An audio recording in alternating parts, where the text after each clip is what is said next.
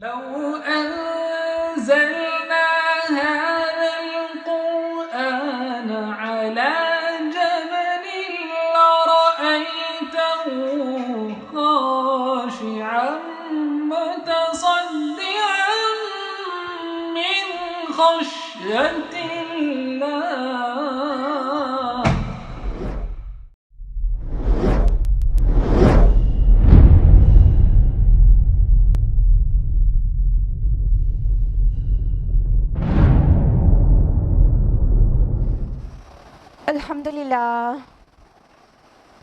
الحمدللہ وحدہ والصلاة والسلام علی من لا نبی بعد واعوذ باللہ من الشیطان الرجیم بسم اللہ الرحمن الرحیم شہر رمضان الذی انزل فیہ القرآن ھدی للناس وبینات من الھدی والفرقان.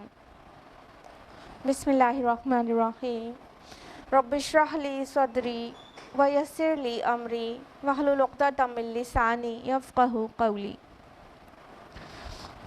میرے عزیز سامعات، درس قرآن مجید میں آپ کا تہہ دل سے خیر مقدم ہے. السلام علیکم ورحمۃ اللہ وبرکاتہ.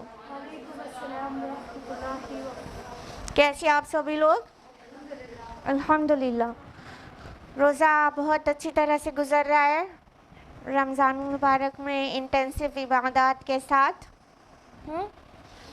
الحمدللہ. معلوم ہے شدت کی گرمی ہے، سب کے چہرے پر عجیب اثرات ہیں، لیکن اس کا اجر بھی اتنا ہی زیادہ ہے. اور آپ کے منہ میں جو اسمیل آ جاتی ہے نہیں کھانے پینے سے، وہ اللہ کے نزدیک مشک کی خوشبو سے زیادہ بہتر ہے. تو اللہ سے دعا ہے کہ وہ آپ کے عبادات اور صیام کو قبول کرے. اللہ تعالیٰ آپ کو اچھا رکھے تاکہ مزید جتنے دن بچے ہیں رمضان المبارک کے، اس میں بھی اچھی عبادات اور اچھی طرح سے روزہ بھی رکھ سکیں. اللہ تعالیٰ سے دعا ہے کہ آپ شب و روز ایمان اور اعمال صالحات میں ترقی کریں، اور اس ماہ مبارک کے جانے سے پہلے اللہ تعالیٰ ہماری اور آپ کی مغفرت فرما دے. آمین. درس قرآن مجید میں سورہ انبیاء چل رہی تھی، رائٹ؟ سورہ انبیاء کی کس آیت تک ہم لوگوں نے لاسٹ ٹائم مکمل کیا تھا؟ کسی کو یاد ہے؟ بتائیے جلدی سے. آیت نمبر 90 تک نا. آج ہم لوگ آیت نمبر 91 آن ورڈز جانیں گے انشاءاللہ، لیکن اس سے پہلے ایک چھوٹا سا ریویژن. تو سورہ انبیاء وہ سورہ ہے جس میں کئی انبیاء علیہ السلام کے قصص بہت مختصر میں بیان کیے گئے ہیں.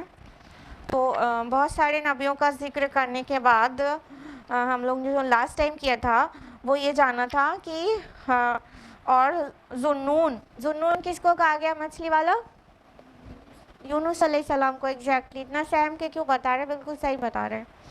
تو یونس علیہ السلام کے متعلق آیت نمبر 87 میں تھا کہ اور مچھلی والے کو بھی جب وہ غصے میں چل دیے تھے، اور پھر اس کے بعد کیا ہوا تھا اس کی تفصیلات ہم نے آپ کو بتائی تھی. اور جب انہوں نے تاریکیوں میں پکارا تھا اللہ تعالیٰ کو، اور وہ الفاظ کون سے ہیں؟ لا الہ الا انت سبحانک انی کنت من الظالمین. یہ آیت نمبر 87 ہے انبیاء کی، کہ انہوں نے ان الفاظ میں اللہ تعالیٰ کو پکارا تو اللہ تعالیٰ نے ان کی سنی اور ان کو مچھلی کے پیٹ سے باہر لا دیا. اور پھر آگے فرمایا کہ اللہ تعالیٰ اسی طرح دعائیں قبول کرتا ہے اور سب کی بھی، اور سارے اہل ایمان کی، اور ان کو غم سے نجات دیتے ہیں. آیت نمبر 89 میں ہے کہ زکریا علیہ السلام نے اللہ تعالیٰ کو پکارا اور کیا دعا کی تھی اپنی اولاد کے لیے؟ رب لا تذرنی فردا وانت خیر الوارثین، کہ اے پروردگار مجھے اکیلا نہ چھوڑ، بے شک تو سبھی وارثوں میں بہتر وارث ہے. تو اللہ تعالیٰ نے انہیں کون سا بیٹا نصیب کیا؟ یحییٰ علیہ السلام. تو آیت نمبر 90 میں ہے کہ اللہ تعالیٰ نے ان کی دعا قبول کی اور یحییٰ علیہ السلام انہیں نوازا. اور پھر تمام انبیاء کا اجمالی तज़किरा करके फरमाया कि ये सभी नेक कामों में, अच्छे कामों में, खैर के कामों में रग़बत करते थे और अल्लाह ताला को खौफ और उम्मीद के साथ, शौक़ के साथ पुकारते थे और सभी आजिज़ी करने वाले, खुशू करने वाले थे। यहीं तक हुआ था लास्ट टाइम। अभी हम लोग आयत नंबर 91 ऑनवर्ड्स जानेंगे। तो अब शुरू करते हैं। औज़ु बिल्लाहि मिनश शैतानिर रजीम, बिस्मिल्लाहिर रहमानिर रहीम। आयत नंबर 91 है, वल्लाती अहसनत फरजहा। आयत नंबर 91 है, वल्लाती अहसनत फरजहा, और वो खातून जिसने अपनी शर्मगाह को की हिफाजत की। फनफ़ख़ना फ़ीहा मिन रूहिना, तो हमने उसमें रूह फूँक दिया अपने पास से। वजअलनाहा वब्नहा आयतल लिल आलमीन, और हमने उसे और उसके बेटे को एक निशानी बना दिया तमाम जहां वालों के लिए। अब ये किस खातून की बात हो रही है बताइए? एग्जैक्टली, एवरीबॉडी नोज, हज़रत मरियम सलामुन अलैहा। अल्लाह सुब्हान तआला ने क्या फरमाया कि और वो खातून जिसने अपनी शर्मगाह की हिफाजत की। पहली बात तो ये बहुत बड़ी ब्लेसिंग की बात है हज़रत मरियम के लिए कि उनका ज़िक्र अंबिया अलैहिस्सलाम के साथ उनके बाद हो रहा है। मतलब तसलसल में जितने लोगों का ज़िक्र था वो सभी अंबिया हैं, और फिर उसके बाद अल्लाह ताला ने एक ख़ातून का ज़िक्र किया और वो हैं हज़रत मरियम सलामुन अलैहा। तो ये उनके लिए कितनी इज़्ज़त और कितनी तकरीम की बात है और कितनी बड़ी बुलंदी की बात है कि ख़ातून का ज़िक्र अल्लाह ताला करते हैं बहुत हुस्न के साथ, बहुत तारीफ़ों के साथ, और अंबिया अलैहिमुस्सलाम के तज़किरे के सिलसिले में। तो फरमाया अल्लाह ताला ने कि और वो खातून जिसने अपनी शर्मगाह की हिफाजत की। यहाँ पे हिफाजत के लिए अहसनत आया है वर्ड। अहसनत ये वर्ड क्या है? हिस्न से है, हा सौद नून। हिस्न का माना क्या होता है बताइए जल्दी? हुस्नुल मुस्लिम रोज़ पढ़ते हैं ना आप लोग, बताइए। हुस्नुल मुस्लिम means fortress of the Muslim ना। तो हिस्न मीन्स फोर्ट्रेस होता है, किला होता है, ठीक है। तो हिस्न किला को कहते हैं, और किला किस लिए होता है? हिफाजत के लिए, ठीक है, प्रोटेक्शन के लिए। तो यहाँ पर जो लफ्ज़ आया अहसनत कि उन्होंने अपने को प्रोटेक्ट किया, तो हिफाजत के माना में आया कि उन्होंने अपने को प्रोटेक्ट किया। फ़रजहा फिर आया। फ़र्ज का माना होता है होल, शिगाफ, ठीक है, और फ़र्ज इस्तिलाह में शर्मगाह को कहते हैं। वरना फ़र्ज सिर्फ इसी के लिए नहीं कि शर्मगाह की हिफाजत की उन्होंने, वो तो की, बिल्कुल की, और हर मतलब इंसान से की, कोई ने भी उन्हें टच नहीं किया कभी भी। लेकिन स्कॉलर्स का ये भी मानना है कि फ़र्ज कमीज़ भी मुराद है, यानी कमीज़ के अंदर का जो जिस्म है वो पूरे जिस्म की उन्होंने हिफाजत की और किसी के सामने खुलने नहीं दिया। तो हज़रत मरियम सलामुन अलैहा इतनी पाकबाज और पारसा खातून थी, और फरमाया कि उन्होंने मतलब अपने फ़र्ज कमीज़ का, या यूँ कहिए कि शर्मगाह की हिफाजत की। और फिर अल्लाह ताला ने आगे फरमाया फ़नफ़ख़ना फ़ीहा मिन रूहिना, और हमने उसमें फूँक दिया अपनी रूह से, ठीक है। रूह किसने फूँकी थी?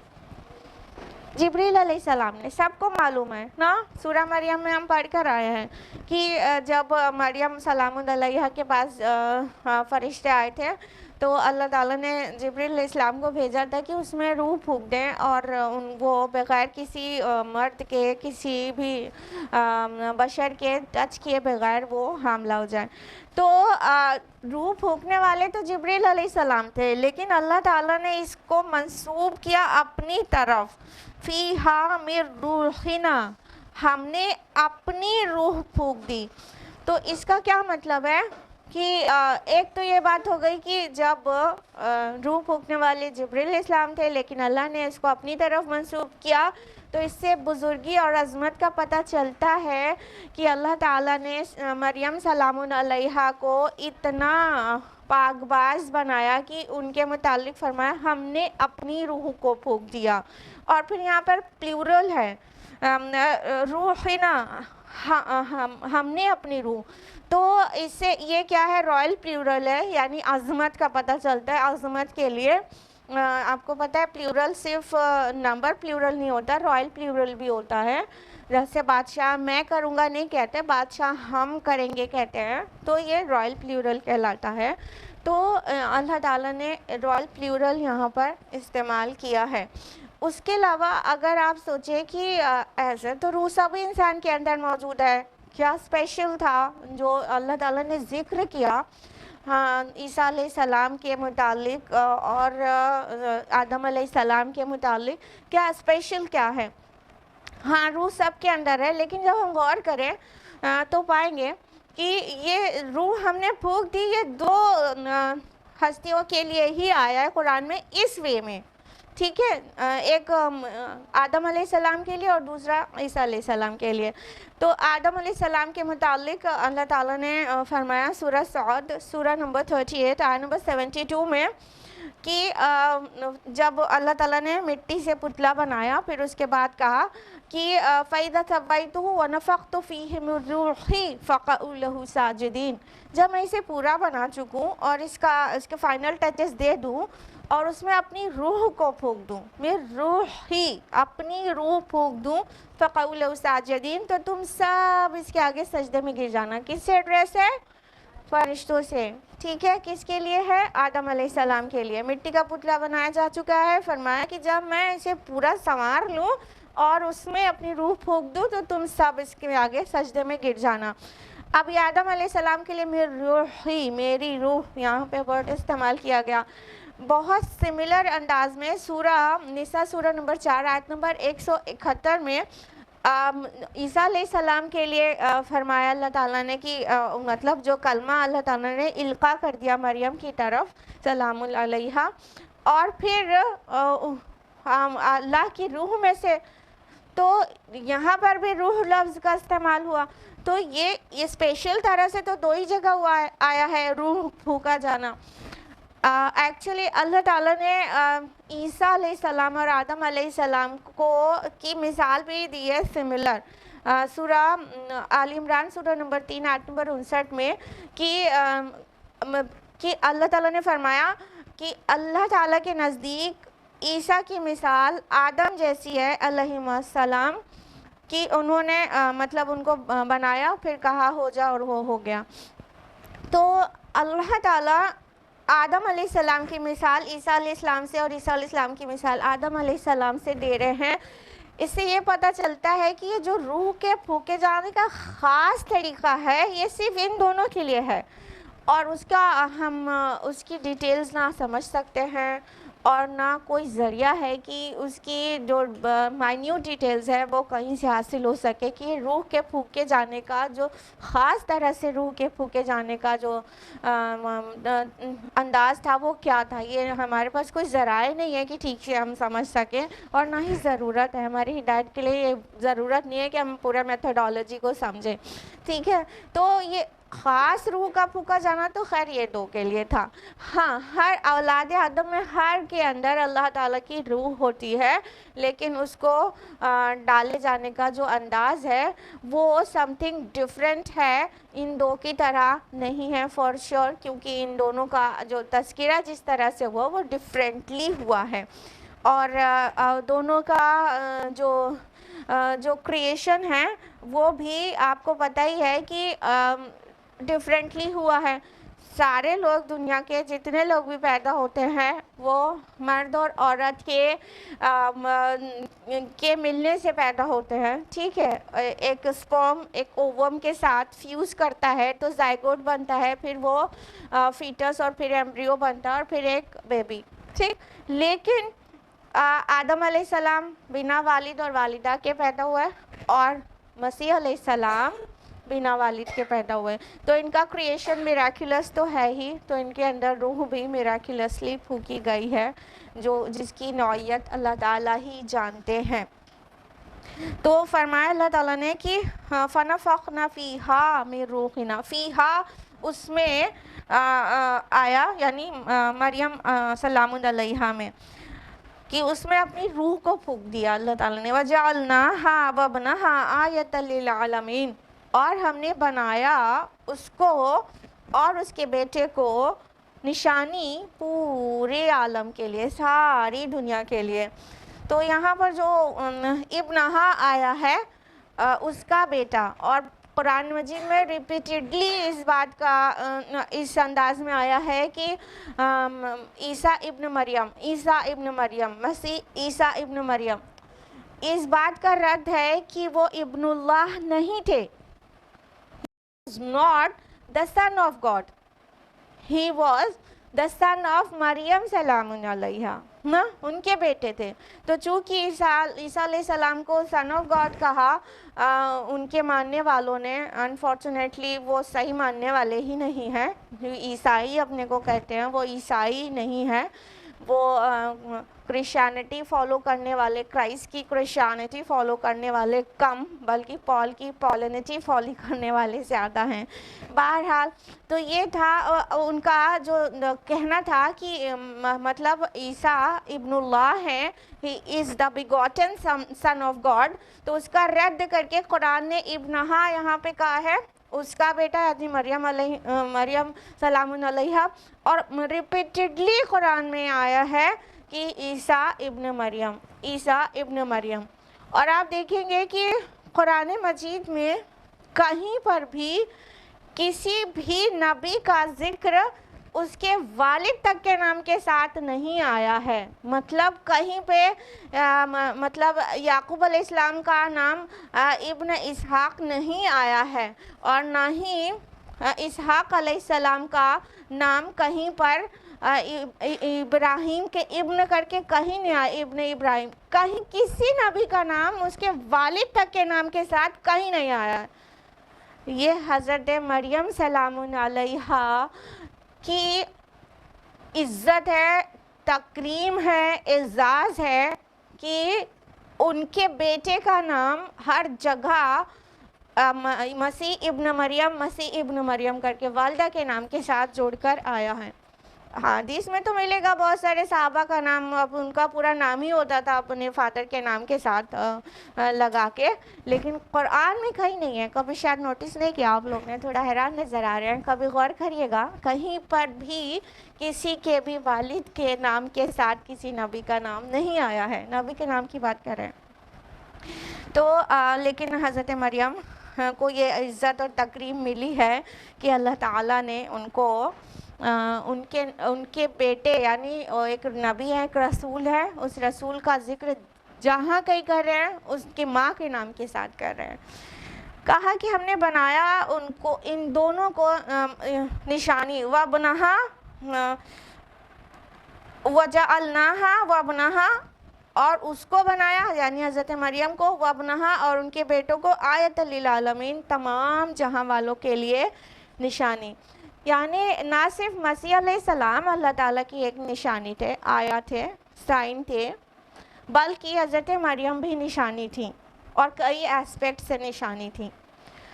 سب سے پہلے تو وہ یاد کریے جو ہم لوگ سورہ آل عمران میں جس طرح تسلسل سے آتا ہے زکریا علیہ السلام اور حضرت مریم کے متعلق، سورہ آل عمران سورہ نمبر 3 آیت نمبر 37 میں، کہ جب وہ آتے ہیں زکریا علیہ السلام، ان کی کفالت میں مریم سلام علیہ کو دے دیا گیا تھا. وہ جب بھی محراب میں آتے تھے تو ان کے پاس کھانا پاتے تھے، کچھ خاص کھانے رکھے ہوتے تھے. تو انہوں نے جب پوچھا حضرت مریم سے، قال یا مریم ان لکی ھذا، کہ انہوں نے پوچھا اے مریم یہ تمہارے پاس کہاں سے آتا ہے؟ قالت، انہوں نے کہا ہوا من عند اللہ، یہ اللہ کے پاس سے آتا ہے. ان اللہ یرزق لمن یشاء بغیر حساب، اللہ جسے چاہے بے حساب رزق دیتا ہے. سبحان اللہ.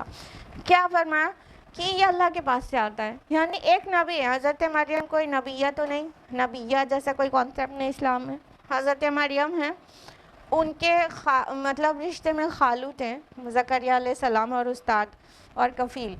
ٹھیک، وہ جب بھی محراب میں، جب بھی عبادت گاہ میں آتے تھے حضرت مریم کے پاس، تو کچھ کھانا رکھا ہوا دیکھتے تھے جو کچھ اسپیشل ہوتا ہوگا جس کو دیکھ کے انہیں حیرانی ہوتی ہوگی یہ کہاں سے آیا ہے اس کے پاس. تو جب انہوں نے پوچھا یہ کہاں سے آیا ہے تو انہوں نے کہا یہ اللہ کے پاس سے آتا ہے اور اللہ جسے چاہے بے حساب رزق دیتا ہے. آیت ہو گئی کہ نہیں اللہ کی طرف سے, ایک نشانی ہو گئی کہ نہیں حضرت مریم. اللہ تعالیٰ انہیں فیڈ کرتا تھا, میراکلسلی فیڈ کرتا تھا, اور ان کے پاس جو فوڈ آتے تھے وہ اللہ بہتر جانے وہ کس طرح میراکلسلی آتے تھے. ٹھیک ہے, تو حضرت مریم بھی اللہ تعالیٰ کی ایک نشانی تھی. اور حضرت مسیح علیہ السلام تو کوئی شک ہی شبہ نہیں ہے, کوئی کنفیوژن ہی نہیں ہے کہ وہ اللہ کی نشانی تھے, کیونکہ وہ ان کی پیدائش بنا میل انٹرونشن کے ہوئی تھی, تو وہ بنا والد کے پیدا ہوئے تھے, وہ بھی نشانی ہے. لیکن یہاں پہ جو انداز ہے دیکھیے کہ وَجَعَلْنَاهَا اور بنایا اسے, وَابْنَهَا اور اس کے بیٹے کو, ان دونوں کو, پھر کہہ دیا گا آیَةً لِلْعَالَمِينَ, نشانی تمام عالم کے لیے. تو دو کے لیے تھا تو نشانی کے لیے سنگولر ورڈ آ رہا ہے, نہ کہ آیتین آ رہا ہے. یہ دونوں کو نشانیاں, ٹو ڈیفرنٹ سائنز, یہ نہیں کہا گیا. ان دونوں کو بنا دیا سائن, سنگولر آ گیا, آیتن. ٹھیک ہے, تمام جہانوں کے لیے للعالمین. ٹھیک, تو اللہ تعالیٰ ان دونوں کو ملا کے ایک نشانی کہہ رہے ہیں, یعنی جو ایکچول نشانی سرزد ہوئی تھی, جو ایکچول سائن تھا, وہ ان دونوں کے وجہ سے تھا.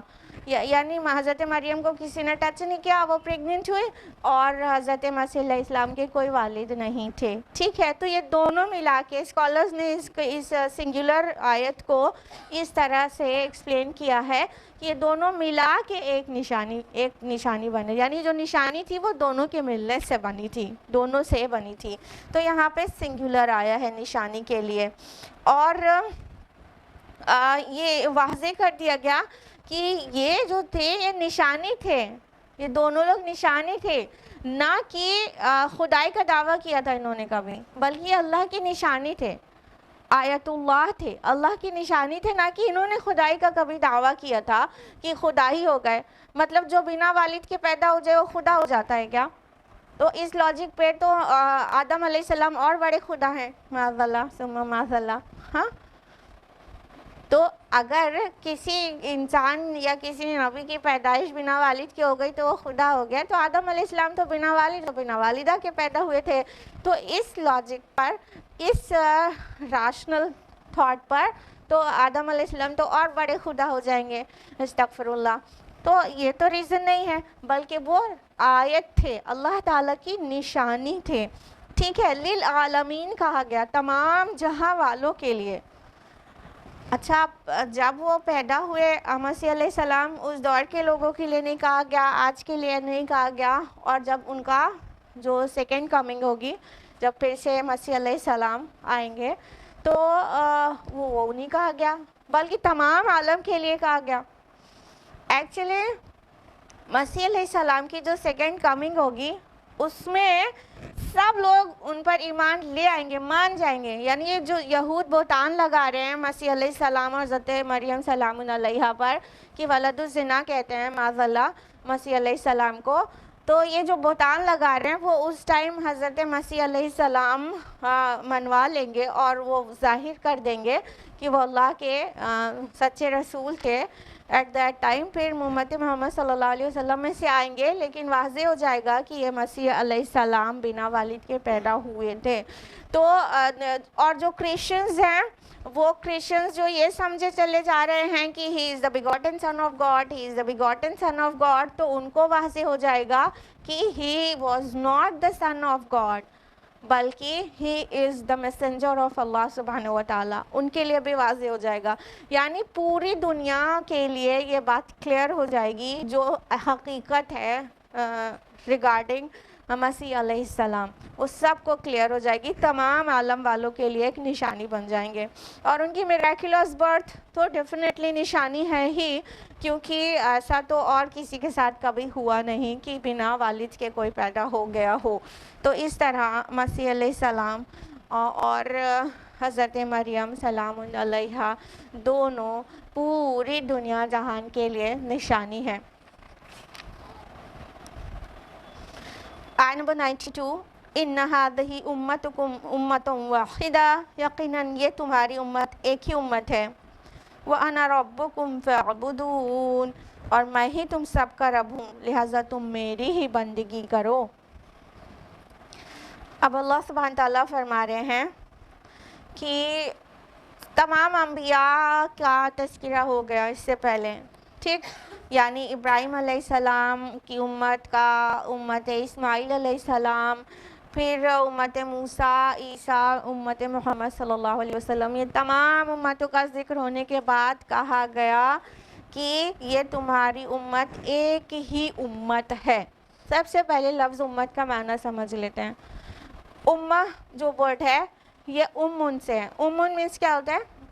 مدر، ماشاءاللہ سب کو معلوم ہے، امن مینس ماں، اور یہ چھوٹے چھوٹے بچوں کی ماؤں کو بھی بہت اچھی طرح پتہ ہے کیونکہ ان کے بچے پڑھا کرتے ہیں۔ امن مینس مدر، ٹھیک ہے، تو امن مینس ماں ہوتی ہے، اور امہ ایک گروہ کو کہتے ہیں جس کی جڑ، بنیاد یا کوئی ایک چیز کامن ہو، جس چیز سے وہ بندھے ہوئے ہوں، جن کی اصل ایک ہو، ایک تھاٹ کے لوگ، یا ایک رنگ کے، یا ایک نسل کے، یا ایک زبان کے، اٹ ڈیپینڈس، کسی بھی چیز، جو چیز کوئی ایک کامن ہوگی کسی گروپ آف پیپل میں، کوئی کامن چیز، ایکسس ان کی ایک ہو اور وہ گروپ ہو، اس گروپ کو، اس گروہ کو امہ کہتے ہیں۔ امہ، کیونکہ دیکھیے امن مدر کو کہتے ہیں نا، تو جو بچے ہوتے ہیں ماں سے، ان کی ماں کامن ہوتی ہے نا، تو وہ مطلب ان کے درمیان کامنالٹی کیا ہے؟ امن ہے، مدر ہے، ان کی بنیاد ایک ہے، جہاں سے وہ آئے ہیں وہ ایک ہے، ٹھیک۔ اسی طرح امہ ایک طرح کے لوگوں کو کہتے ہیں، چاہے وہ کسی بنیاد پر ایک ہوں، ٹھیک۔ تو سب سے پہلے تو ہمیں یہ سمجھنا چاہیے کہ ہماری بنیاد ایک ہے، ہم امہ ہیں، تو ہمیں تفریق میں نہیں پڑھنا چاہیے، فرقوں میں نہیں بٹنا چاہیے، کیونکہ ہماری بنیاد ایک، ہماری اصل ایک، ہمارا اللہ ایک، ہمارا رسول ایک، ہماری کتاب ایک۔ اب اس میں گنجائش رہ گئی ڈیوائڈ ہونے کی؟ بالکل بھی نہیں۔ تو اللہ تعالیٰ نے فرمایا ان ہذہ امتکم امۃ واحدہ، یہ جو تمہاری امت ہے نا، یہ ایک ہی امت ہے۔ کہنے کا مطلب ابھی لگ رہا ہے نا کرسچینٹی یہ دوسری امت ہے، مسیح علیہ السلام کی امت ہے، ہاں، یہ جوڈائزم یہ ان کی موسیٰ علیہ السلام کی امت ہے، اور یہ مسلمان یہ امت محمد ہیں صلی اللہ علیہ وسلم، اور مختلف انبیاء کی مختلف امتیں یعنی ان کی قومیں۔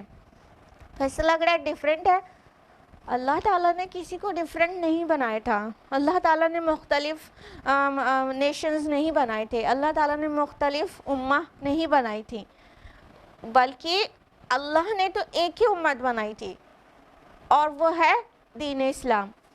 دین اسلام کے فالوورز سارے امت کی حیثیت رکھتے ہیں، ٹھیک ہے۔ تو اللہ تعالیٰ نے تو صرف ایک ہی دن بنایا تھا، صرف اور صرف ایک ہی دن، لیکن یہ لوگ ہیں جنہوں نے تفریق ڈالی۔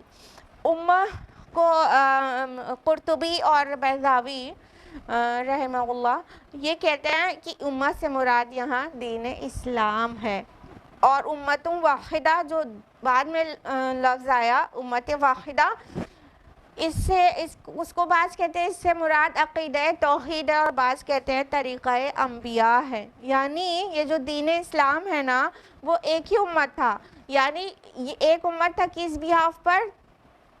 توحید پر، سب کو ایک اللہ کی عبادت کرنے کے لیے بلایا گیا تھا، سب کو، آدم سے لے کے محمد تک صلی اللہ علیہ وسلم، سب کو ایک ہی اللہ کی عبادت کی طرف بلایا گیا تھا۔ یہ آیت کا دوسرا فقرہ بھی واضح کر رہا ہے وَأَنَا رَبُّكُمْ فَاعْبُدُونِ، میں ہی تمہارا رب ہوں، بس تم میری ہی عبادت کرو۔ یہ واضح کر دیا گیا تھا کہ تمہارا رب میں ہی ہوں، یعنی اللہ تعالیٰ ہی رب ہے، یعنی جتنے نبی جتنے رسول آئے انہوں نے مختلف ٹیچنگز نہیں دیے، ان کی بنیادی جو تعلیمات تھی، فنڈامنٹل ٹیچنگ، وہ بالکل سیم تھی کہ اللہ ایک ہے، اسی کی عبادت کرو، میں اللہ کا رسول ہوں، میری اطاعت کرو، اور تم جو کچھ کر رہے ہو اس کا تمہیں حساب و کتاب دینا ہے، روز آخرت تمہیں اس کا حساب دینا ہے، اور تم مرو گے اور زندہ ہوگے اور تمہارا حساب لیا جائے گا۔ یہ بنیادی تعلیمات بالکل سیم تھی، کبھی کسی بھی امت کی جو فنڈامنٹل ٹیچنگز ہیں وہ ڈیفرنٹ نہیں رہی ہیں، وہ سیم ہی رہی ہے۔ اور شریعت تھوڑی تھوڑی الگ رہی ہے، لا کانسٹیٹیوشن تھوڑا تھوڑا الگ رہا ہے، لیکن جو فنڈامنٹل ٹیچنگز ہیں وہ سب کی ایک ہی تھی۔ سورہ بقرہ کی آیت نمبر 213 میں اللہ تعالیٰ نے فرمایا کان الناس امۃ واحدہ، پہلے لوگ صرف ایک ہی امت تھے، ایک ہی گروہ تھے، یعنی پہلے فالو بھی وہیں سے کرنا شروع ہوا تھا نا، ایک ہی وے، ایک ہی راستہ، ایک ہی دین، ایک ہی انداز، لیکن پھر بعد میں پگڈنڈیاں نکال لی لوگوں نے اس توحید کے صراط مستقیم سے، ادھر ادھر ادھر ادھر پگڈنڈیاں نکال لی اور گروہ گروہ ہو گئے، جبکہ اللہ تعالیٰ نے کیا کہا تھا وَأَنَا رَبُّكُمْ فَاعْبُدُونَ، میں ہی تمہارا رب ہوں، بس تم میری ہی عبادت کرو۔ تو اگر توحید پر عمل کیا جائے گا، توحید کا بلیف ہوگا، اللہ کو ایک مانا جائے گا، تو ایسے ہی سب یونائٹ ہو گئے نا۔ کسی بھی چیز سے اگر ہم یونائٹ ہوتے ہیں تو یہ تو یونائٹ ہونے کی سب سے بڑی بنیاد ہے ہمارے اور ساری دنیا کے لوگوں کے درمیان کہ ہمارا رب ایک ہے، ہمارا کریٹر ایک ہے، ہمارا چیریشر اور سسٹینر ایک ہے، وہی جو میرا رب وہی تمہارا رب، تو ہو گئے نا، ایک ہو گئے نا۔ تو اس بنیاد پر بہت آرام سے سارے لوگ ایک ہو سکتے ہیں، اور ایک ہی اسی دین کو دے کر بھیجا ہی گیا تھا، لیکن لوگوں نے کیا کیا؟ آیت نمبر 93 وَتَقَطَّعُوا أَمْرَهُمْ بَيْنَهُمْ، اور انہوں نے اپنے معاملے کو آپس میں ٹکڑے ٹکڑے کر لیا۔ كُلٌّ إِلَيْنَا رَاجِعُونَ، یہ سب کے سب ہماری ہی طرف لوٹ کر آنے والے ہیں۔ اب دیکھیے جو گڑبڑ ہوئی ہے، کہنے کا مطلب یہ جو ڈیوائیڈ ہوئے ہیں یہ اللہ تعالیٰ نے ڈیوائیڈ نہیں کیا، یعنی ایک رسول کو کچھ تعلیم دے کر بھیجا تو دوسرے رسول کو کچھ، جیسا کہ دنیا کا مغالطہ ہے، مفروضہ ہے کہ سارا فساد رسولوں کے ماننے سے ہوتا ہے، معاذ اللہ، کہ الگ الگ رسول کو کے فالوور الگ الگ ہو جاتے ہیں، اس طرح ڈیوائیڈ ہو جاتے ہیں، تو سارا فساد جو ہے رسالت پر ایمان رکھنے سے، معاذ اللہ ثم معاذ اللہ، بالکل غلط۔ اللہ تعالیٰ نے تمام رسولوں کو ایک ہی ٹیچنگز دے کر بیسک بھیجا تھا، لیکن کیا ہوا کہ ان لوگوں نے آپس میں اختلاف کر کے بغیم بینہم، آپس کی ضد ہٹ دھرمی اور ضدم زدہ کے نتیجے میں ڈیوائیڈ ہوئے ہیں اور اپنے اپنے معاملے کو ٹکڑے ٹکڑے کر لیا، اور جس نے اپنے دین کو ٹکڑے ٹکڑے کیا اس سے اللہ تعالیٰ بہت ناراض ہے۔ اور دیکھیں اس آیت کے بھی جو اینڈ میں جو فقرہ آ رہا ہے کُلٌّ إِلَيْنَا رَاجِعُونَ، یہ سب کے سب ہماری طرف لوٹ کر آنے والے ہیں، اس سے بھی ایک وارننگ پتہ چل رہی ہے کہ انہوں نے کیا کیا، اپنے دین کو ٹکڑے ٹکڑے کر لیا، کوئی بات نہیں، ہماری طرف لوٹ کر آنے والے ہیں، پھر ہم بتا دیں گے اس حرکت کا جو مزہ ہے وہ انہیں چکھا دیں گے۔ یہاں پہ بھی وارننگ پتہ چل رہی ہے، اور قرآن حکیم میں مختلف مقامات پر تفرقہ پھیلانے سے، ٹکڑے ٹکڑے کرنے کے دین کو کرنے سے اللہ تعالیٰ نے بہت ناراضگی کا اظہار کیا ہے۔ سورہ حجر سورہ نمبر 15 آیت نمبر 90-92 میں ہے کہ کما انزلنا علی المقتسمین، اور اسی طرح کی تنبیہ جس طرح ہم نے تفرقہ بازوں کی طرف بھیجی تھی، الذین جعلوا القرآن عضین، جنہوں نے اپنے قرآن کو ٹکڑے ٹکڑے کر دیا، فوربک لنسألنہم اجمعین، تو اے محمد صلی اللہ علیہ وسلم آپ کے رب کی قسم ہم ان سے ضرور بالضرور پوچھ کر رہیں گے۔ کتنا ناراضگی اور غصے والا انداز ہے، اللہ تعالیٰ اس چیز کو انتہا ناپسند کرتا ہے کہ اللہ کے دین میں تفرقہ پھیلایا جائے، ٹکڑے ٹکڑے کر دیا جائے۔ اڑائے کچھ ورق لالے نے، کچھ نرگس نے، کچھ گل نے، چمن میں ہر طرف بکھری ہوئی ہے داستاں میری۔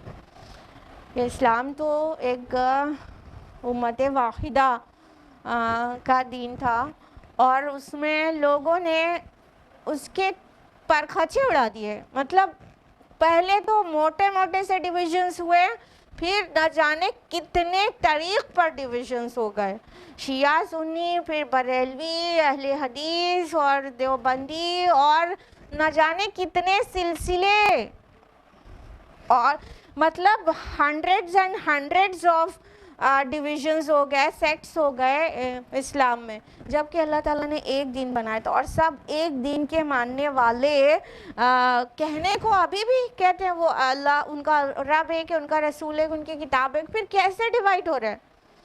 ये ऐसे डिवाइड हो रहे हैं कि जिसको जो चीज़ मतलब अपनी थॉट के हिसाब से ज़्यादा वैल्यूएबल लगती है, उस एक चीज़ को लेकर निकल जाता है और उसी को पूरे टाइम प्रोपेगेट करते रहता है। जैसे मिसाल के तौर पर एक गिरोह ख़ास रसूलुल्लाह सल्लल्लाहु अलैहि वसल्लम की रिफ़त और शान और बुलंदी और आपकी अज़मत के ऊपर ही उसका पूरा फोकस है, और वो उसी को प्रोपेगेट किए जा रहा है। बाकी पूरा कुरान और बाकी पूरे दिन को उसने बालाए टाक रखा हुआ है। तो दूसरी तरफ अब उनको रद्द करने वाले भी होना चाहिए। तो कुल इन्नमा अना बशरुम मिस्लुकुम पे पूरा फोकस है, नहीं, रसूलुल्लाह तो बशरी थे, तो तुम्हारी तरह के बशर थे, तो अब बशरियत को साबित करने पर ही पूरा फोकस है, बाकी पूरे दिन से अजीब बेपरवाही है।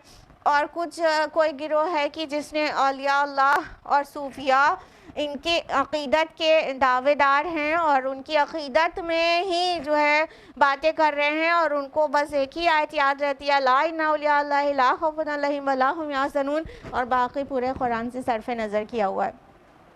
कहने का मतलब कुरान के टुकड़े टुकड़े कर दिया, एक टुकड़े को लेकर अपने टुकड़े से खुश उसी में मगन है, उसी में मुतमईन खुश मगन, बिल्कुल बाकी कुरान से बेपरवाह। कहने का मतलब दीन इस्लाम को ऑन द होल नहीं कबूल कर रहे और अमल कर रहे, बल्कि उसके टुकड़े टुकड़े करके उसी का ही एक टुकड़ा सही, कुरान का ही एक टुकड़ा सही, एक टुकड़े पे खाली अमल कर रहे हैं और उसी पर उनका फोकस है।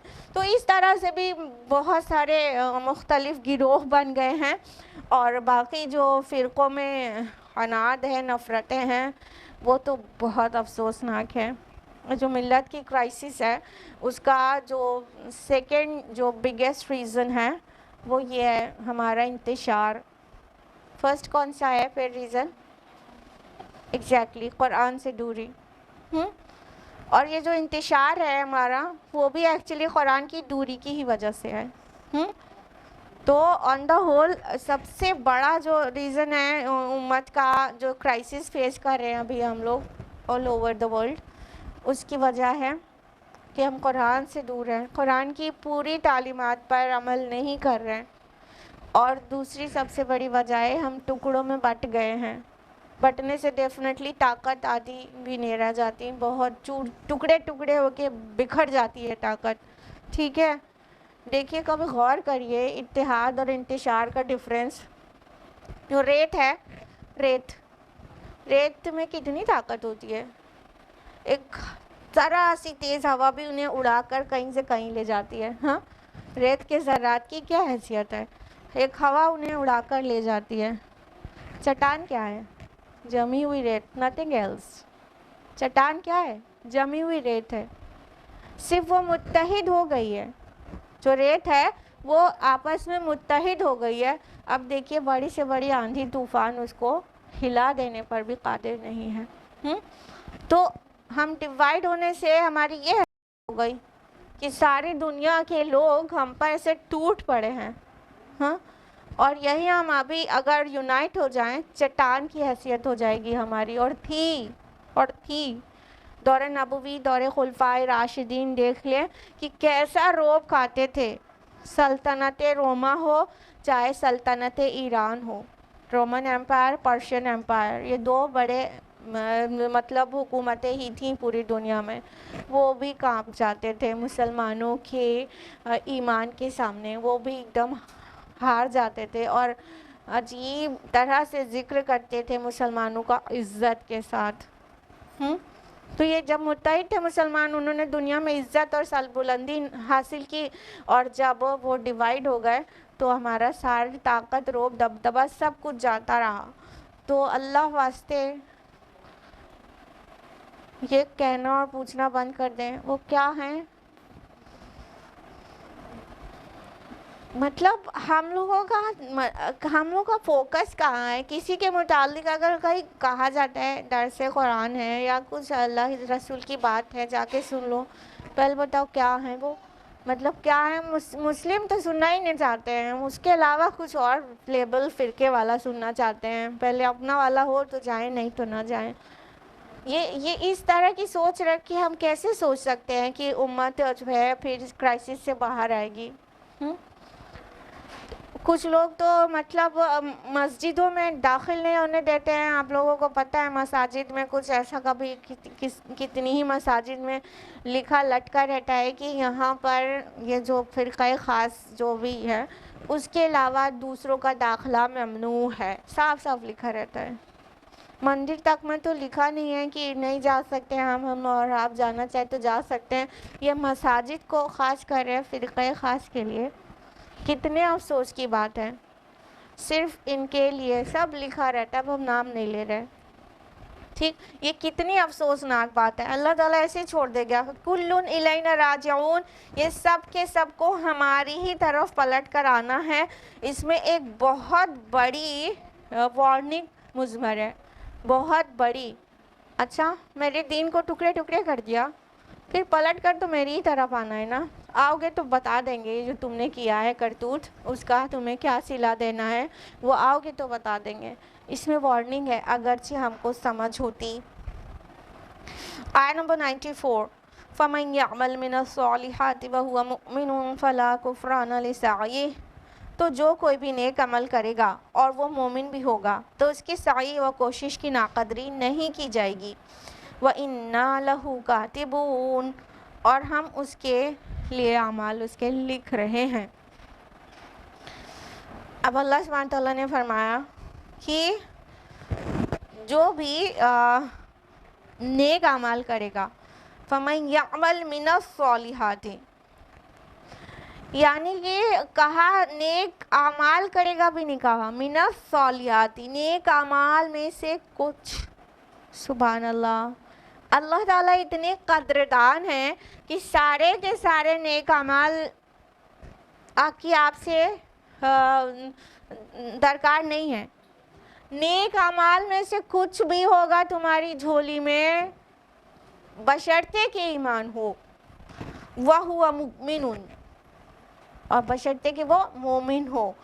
تو فلا کفران لسعیہ، تو اس کی جو کوشش ہے، اس کے جو ایفورٹس ہیں، اس کے جو تگ و دو ہے، اس کی ناقدری نہیں کی جائے گی. اللہ تعالیٰ الشکور ہے، قدردان ہے. وہ ایکنالج کرتا ہے ہمارے ایفورٹس کو اور ویلیو بھی کرتا ہے، ناقدری نہیں کرتا.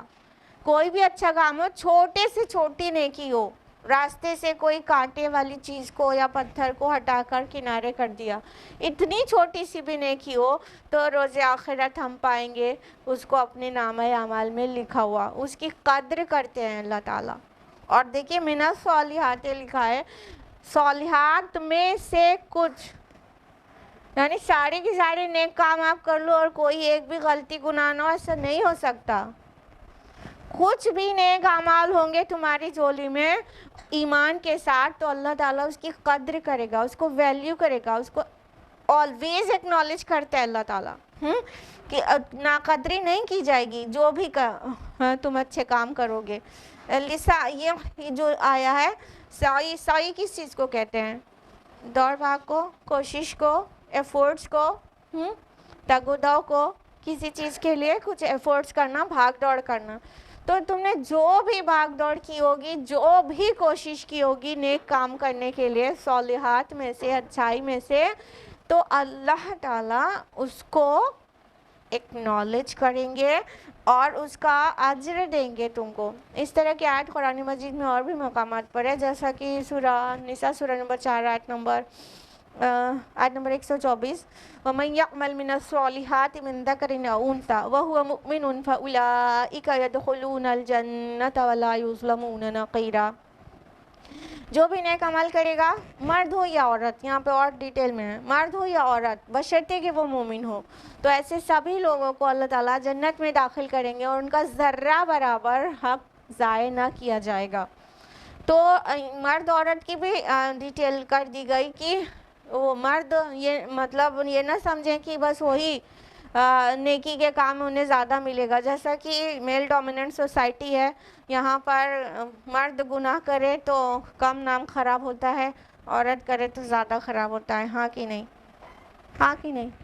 اب ہم اگزامپل نہیں دینا چاہ رہے ہیں، آپ لوگ سمجھدار ہیں نا، کہ وہی غلطی وہی گناہ مرد کرے تو پھر اتنا تو سبھی کے ہسٹری میں ہوتا ہے، کوئی بات نہیں ہے، اور اگر وہی کام عورت اور لڑکی کر دے تو پھر اس کو تو بدنام اتنی بری طرح کر دیا جاتا ہے۔ تو یہ دنیا کا نظریہ ہے، یہ سماج کا ہے، انجسٹ۔ اللہ تعالیٰ جسٹ ہے، کوئی بھی ہو مرد یا عورت، وہی گناہ مرد کرے گا تو بھی اس کو بھی اتنی سزا ہے اور جتنی عورت کو ہے، کوئی نیکی مرد کرے گا اتنا ہی ثواب ہے جتنا وہ عورت کرے گی تو اللہ تعالیٰ فرماتے ہیں کہ ان کی کوشش جو ہے اس کی ناقدری نہیں ہوگی، اور ہم سب لکھ رہے ہیں۔ اچھا کاتب کون ہے؟ اللہ تعالیٰ ہیں کہ فرشتے؟ فرشتے ہیں نا، کاتبون، لیکن اللہ تعالیٰ نے اس کو اپنی طرف منسوب کیا، وَإِنَّا لَهُ کاتبون، کہ ہم لکھنے والے ہیں ان کے لیے، چونکہ فرشتے بھی اللہ تعالیٰ کے اذن سے ہی لکھتے ہیں نا، تو اللہ کا اذن تو ہر ایکشن پر، ہر ایکٹ پر شامل ہوتا ہے نا، اللہ کے اذن کے بغیر تو پتہ بھی نہیں ہل سکتا، کریکٹ؟ تو اللہ کے اذن سے ہی ہوتا ہے، اس لیے اللہ تعالیٰ فرما رہے ہیں ہم لکھنے والے ہیں، اپنی طرف منسوب کیا اس کو۔ اس میں ڈرنے والی بھی ایک بات ہے، پہلو ڈرنے کا، کہ اللہ تعالیٰ لکھ رہے ہیں ہمارے اعمال، اور اس میں اللہ تعالیٰ کی شان بھی پتہ چلتی ہے کہ ہر انڈیویژول کا ریکارڈ ایک ہستی کے پاس سائملٹینیس، سب کا ریکارڈ اس کے پاس پہنچتا رہتا ہے اور وہ لکھتا رہتا ہے، ٹھیک ہے؟ تو اس طرح اللہ تعالیٰ فرماتے ہیں کہ کسی کا بھی اجر ضائع نہیں ہوگا، ناقدری نہیں کی جائے گی۔ آیت نمبر 95 ہے، وَحَرَامٌ عَلَىٰ قَرْيَةٍ أَهْلَكْنَاهَا أَنَّهُمْ لَا يَرْجِعُونَ، اور حرام ہے اور اس بستی پر جس کو ہم نے ہلاک کیا کہ لوٹ آئیں، اب وہ لوٹنے والے نہیں ہیں۔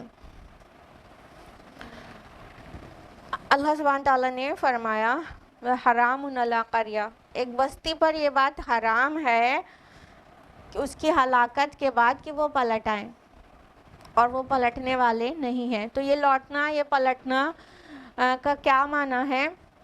اس کے 3 مختلف مطالب ہو سکتے ہیں۔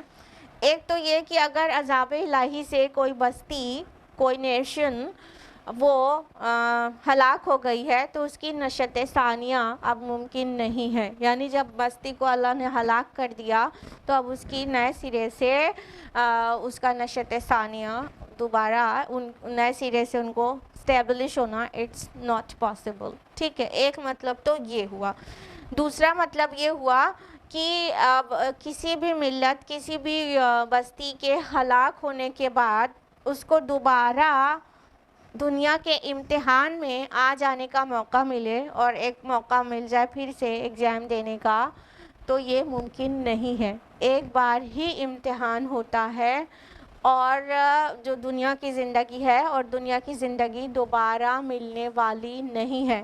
اور اس کا تیسرا مطلب ہوتا ہے کہ اگر کسی قوم، کسی بستی کے لوگوں کے اوپر ہلاکت کا فیصلہ اللہ کی طرف سے ہو چکا ہے تو اب ناممکن ہے کہ اسے ہدایت مل جائے، جبکہ ابھی عذاب آیا نہیں ہے، عذاب کا فیصلہ ہو چکا ہے، تو ناممکن ہے کہ وہ رجوع کریں، انابت کریں اور وہ واپس پلٹ آئیں ہدایت کی طرف۔ یہ تینوں ہی مطالب ہو سکتے ہیں۔ بہرحال اللہ تعالیٰ نے کیا فرمایا کہ حرام ہے اس بستی پر جس کو اللہ نے ہلاک کر دیا ہو کہ اب وہ پلٹ آئیں، وہ پلٹنے والے نہیں ہیں۔ پھر اس سے کنیکٹ کیا گیا ڈے آف ججمنٹ کو، قیامت کو۔ آیت نمبر 96 ہے، حَتَّى إِذَا فُتِحَتْ يَأْجُوجُ وَمَأْجُوجُ وَهُمْ مِنْ كُلِّ حَدَبٍ يَنْسِلُونَ، یہاں تک کہ جب کھول دیے جائیں گے یاجوج اور ماجوج اور وہ ہر اونچائی سے ہر اونچائی کے اوپر سے پھسلتے ہوئے چلے آئیں گے۔ اب یہ یاجوج اور ماجوج کا جو خروج ہے وہ قرب قیامت کی نشانیوں میں سے ایک نشانی ہے۔ تو یہ جو اوپر والی آیت سے کنیکٹ کیا گیا ہے کہ قیامت آ جائے گی مگر یہ لوگ پلٹیں گے نہیں، قیامت تک پلٹیں گے نہیں جن پر ہلاکت کا فیصلہ ہو چکا ہے۔ اب دیکھیے یہاں پر جو کہا گیا کہ حتی اذا فتحت، یہاں تک کہ کھول دیا جائے۔ فتح یفتح کا معنی ہوتا ہے کھولنا، فتحت یاجوج و ماجوج، یاجوج اور ماجوج۔ یاجوج اور ماجوج کے متعلق مختلف اسکالرز کے نزدیک مختلف آراء ہیں کہ وہ کون لوگ ہیں اور کہاں سے کہاں کی طرف آئیں گے۔ تو بہرحال اتنا تو شور ہے کہ یہ اوپر سے نیچے کی طرف آئیں گے۔ من کل حدب ینسلون آیا ہے، حدب جو ورڈ ہے اس کا مطلب ہوتا ہے اونچائی، ابھار۔ تو اونچے پہاڑی سلسلوں سے کہیں سے نکل کر آئیں گے۔ ینسلون جو ورڈ آیا ہے یہ نسل سے ہے، نسل جانتے ہیں نا، اس کا مطلب ہوتا ہے ایک چیز سے دوسری چیز کو نکال کر برآمد کرنا۔ جیسے تلوار میان کے اندر سے نکالی جائے تو اس کے لیے یہ بھی یہی روٹ یوز ہوتا ہے۔ اور نسل بھی انسان کی کیسے اوپر سے نیچے کی طرف آتی ہے، یعنی پردادا، دادا اور والد، پھر ہم خود، پھر آگے کی نسلیں اوپر سے نیچے کی طرف بڑھتی ہے نسل، تو اس لیے اس کو بھی نسل کہتے ہیں۔ تو فرمایا کہ یہ جو یاجوج اور ماجوج ہیں وہ کیا ہیں، مطلب جب نکل آئیں گے ان کا خروج ہو جائے گا اور یہ اوپر سے نیچے کی طرف پھسلتے ہوئے آئیں گے۔ کہنے کا مطلب ایک بہت بڑا یلغار ہوگا، ایک بہت بڑی یورش کر دیں گے اور ایک بہت مطلب قیامت کا منظر ہوگا۔ قیامت کی جو میجر سائنز ہیں وہ کتنی ہیں؟ 10۔ قیامت کی جو بڑی نشانیاں ہیں وہ 10 ہیں، ان میں سے ایک ہے یاجوج اور ماجوج کا خروج۔ دیکھیں آج کاؤنٹ کریے 10 نشانیاں۔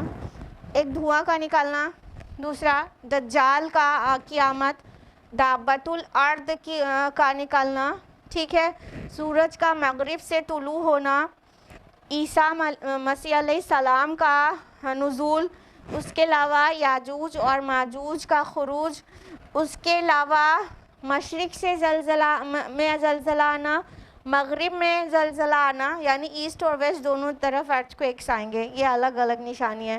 اس کے علاوہ 3 بڑے لینڈ سلائیڈز ہوں گے، ایک مشرق میں، ایک مغرب میں اور ایک جزیرہ نما عرب میں، ٹھیک ہے۔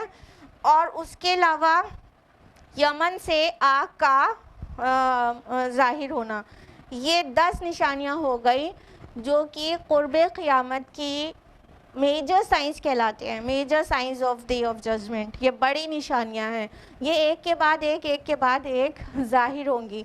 تو یاجوج اور ماجوج کے خروج سے پہلے ایک بہت بڑی جنگ ہوگی جس کو حدیث میں الملحمۃ العظمیٰ کہا گیا ہے، جس میں ایک طرف یہودی، عیسائی اور پوری یورپین اقوام ہوگی اور دوسری طرف مسلمان ہوں گے، اور یہ مڈل ایسٹ میں لڑی جائے گی۔ کہنے کا مطلب جو عرب مڈل ایسٹ ہے، پورا علاقہ ہے مشرق وسطیٰ، یہ اس کا میدان جنگ ہوگا اور یہاں پر لڑی جائے گی اور بہت بڑی جنگ ہوگی اور بہت خون خرابہ ہوگا۔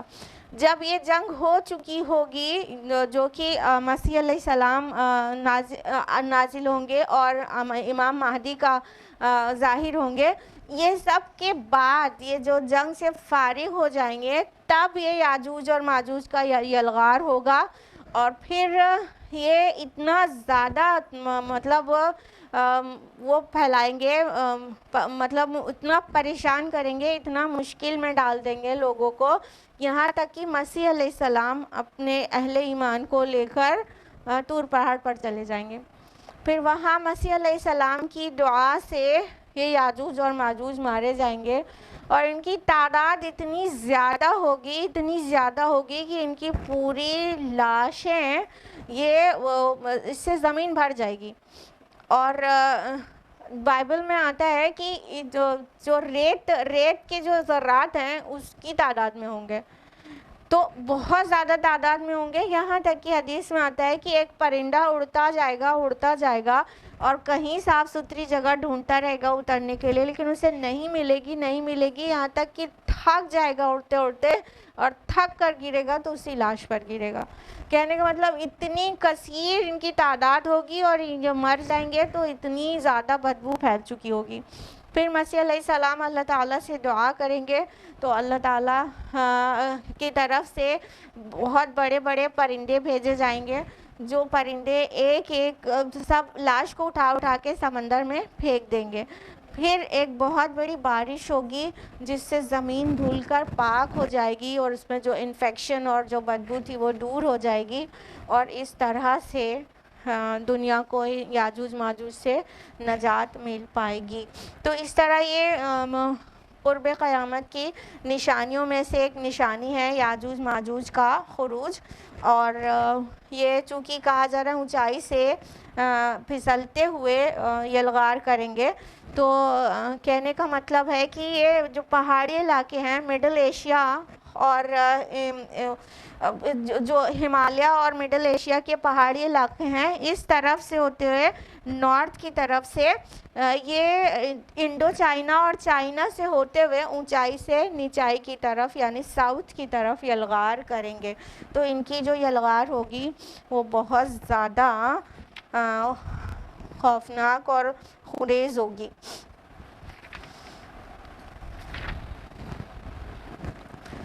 تو آیت نمبر 96 تک ہوا ہے اور ابھی آلموسٹ ٹائم اپ ہو چکا ہے. آگے والی آیت سے اس کے آگے والی آیات کنیکٹڈ ہیں، تو آج ہم لوگ یہیں پر رکیں گے. اللہ تعالیٰ سے دعا ہے کہ وہ ہم سبھی کو قرآن مجید پڑھنے، سمجھنے، غور و فکر کرنے اور عمل کرنے کی توفیق عطا فرمائے. اللہ تعالیٰ قرآن مجید کو ہمارے آنکھوں کی ٹھنڈک اور ہمارے دل کی بہار بنا دے. اللہ تعالیٰ اس کلام کے ذریعے ہماری دنیاوی زندگی ہدایت سے روشناس کر دے، ہدایت سے بھر دے، اور ہماری اخروی زندگی اس سے باعزت اور باتکریم ہو جائے. آمین یا رب العالمین. السلام علیکم ورحمۃ اللہ وبرکاتہ.